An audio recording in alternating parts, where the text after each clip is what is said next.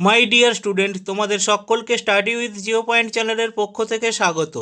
আশা করছি তোমরা সবাই ভালো আছো। আমার প্রিয় ছাত্রছাত্রী যারা 2024-এ উচ্চ মাধ্যমিক পরীক্ষা দিতে চলেছ, তোমাদের জন্য আজকের আমি একটি গুরুত্বপূর্ণ বিষয় নিয়ে আলোচনা করতে চলেছি। উচ্চ মাধ্যমিক ভূগোল পাঠ্য বইয়ের কোন প্রশ্নগুলোকে ফাইনাল পরীক্ষার জন্য বড় প্রশ্ন অর্থাৎ 7 মার্কসের প্রশ্ন হিসাবে রেডি করবে তা নিয়ে আজকের আমার এই ভিডিও। তো চলো আর কথা বাড়াবো না, আমরা অধ্যায় ভিত্তিক কোন প্রশ্নগুলোকে বড় প্রশ্ন অর্থাৎ 7 মার্কসের প্রশ্ন হিসাবে রেডি করব তা দেখে ফেলি। HS final exam suggestion 2024 marks 7। দেখো আমি ব্র্যাকেটের মধ্যে দিয়েছি 3/4/5/6, কারণ তোমরা জানো তোমাদের 7 মার্কসের প্রশ্ন কোনোটাই টানা 7 হিসাবে আসে না। 3 মার্কস, 4 মার্কস, 5 মার্কস, 6 মার্কস, তার সঙ্গে লেজুর প্রশ্ন হিসাবে 1 মার্কস 2 মার্কস কেটে কেটে আসে। তো দেখো, অধ্যায় ভূমিরূপ প্রক্রিয়া, এই অধ্যায় থেকে তোমরা কোন প্রশ্নগুলোকে বড় প্রশ্ন হিসাবে রেডি করবে। 1 নম্বর প্রশ্ন দেখো, কাস্ট অঞ্চলে সৃষ্ট ভূমিরূপগুলি চিত্রসহ আলোচনা করো। 2 নম্বর প্রশ্ন, কাস্ট ভূমিরূপের পরিপূর্ণ বিকাশের জন্য প্রয়োজনীয় শর্তাবলী সংক্ষেপে আলোচনা করো। 3 নম্বর প্রশ্ন, বিভিন্ন প্রকার প্রবাল প্রাচীরের উৎপত্তি ও বৈশিষ্ট্য উপযুক্ত চিত্রসহ আলোচনা করো। 4 নম্বর প্রশ্ন, রিয়া উপকূল ও ফ্রিয়ড উপকূলের মধ্যে পার্থক্য লেখো। অধ্যায় ক্ষয়চক্র, দেখো এই অধ্যায় থেকে আমি মাত্র একটি প্রশ্ন তোমাদের বড় প্রশ্ন হিসাবে রেখেছি। ডব্লিউ.এম. ডেভিস বর্ণিত স্বাভাবিক ক্ষয়চক্র তত্ত্বটি আলোচনা করো। এর সাথে সাথে বলছি, এই অধ্যায় থেকে যে ছোট ছোট প্রশ্নগুলো আসে অর্থাৎ 2 মার্কস কিংবা 1 মার্কসের, সেই প্রশ্নগুলোর জন্য আবারও একবার বলছি, তোমরা 2015 থেকে 2022 সাল পর্যন্ত সালের প্রশ্নগুলো এমসিকিউ, এসিকিউ এবং বড় প্রশ্নের সাথে যে লেজুর ছোট প্রশ্নগুলো আছে তোমরা রেডি করে যেও, সেখান থেকে তোমরা 100% কমন পাবেই। অধ্যায় মৃত্তিকা, 1-এর দাগে এলিভিয়েশন ও ইলিভিয়েশনের মধ্যে পার্থক্য লেখো। 2-এর দাগে মৃত্তিকা পরিলেখের স্তরবিন্যাস করো। অধ্যায় বায়ুমণ্ডল, 1-এর দাগে ঘূর্ণবাত ও প্রতিভ ঘূর্ণবাতের মধ্যে পার্থক্য লেখো। 2-এর দাগে ক্রান্তীয় ঘূর্ণবাত ও নাতিশীতোষ্ণ ঘূর্ণবাতের মধ্যে পার্থক্য লেখো। 3-এর দাগে মৌসুমী জলবায়ু ও ভূমধ্যসাগরীয় জলবায়ুর মধ্যে পার্থক্য লেখো। দেখো এই 3টে পার্থক্য তোমরা রেডি করে যেও, এবছর কিন্তু একটা পার্থক্য এই 3টের মধ্যে থেকে অবশ্যই আসবেই।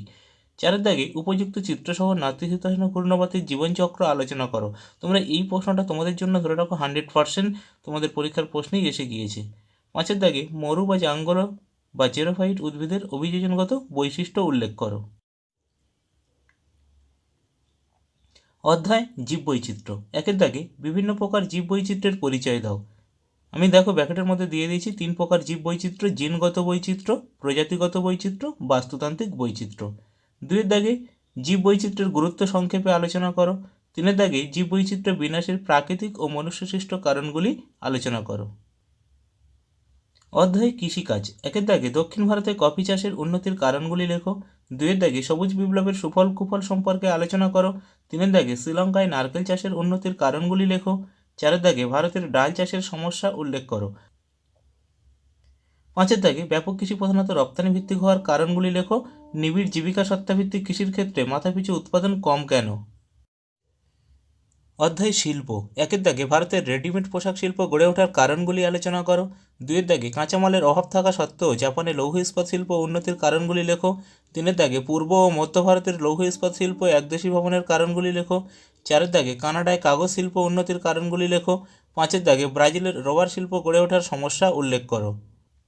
অধ্যায় জনসংখ্যা ও জনবসতি, 1-এর দাগে জনবিবর্তন মডেলের বিভিন্ন পর্যায়গুলি আলোচনা করো। 2-এর দাগে জনঘনত্ব ও মানুষ জমি অনুপাতের মধ্যে পার্থক্য লেখো। 3-এর দাগে কার্যাবলী অনুযায়ী পৌরবসতির শ্রেণীবিভাগ করো। 4-এর দাগে ভারতের নগরায়নের সমস্যা উল্লেখ করো। অধ্যায় আঞ্চলিক অর্থনৈতিক উন্নয়ন, 1-এর দাগে কলকাতার সহযোগী বন্দর হিসেবে হলদিয়া বন্দর গড়ে ওঠার কারণগুলি আলোচনা করো। 2-এর দাগে পরিকল্পনা অঞ্চলের সংজ্ঞা দাও। ক্ষুদ্র ও বৃহৎ পরিকল্পনা অঞ্চলের মধ্যে পার্থক্য লেখো। 3-এর দাগে বেঙ্গালুরু ইলেকট্রনিক শিল্পে উন্নত কেন।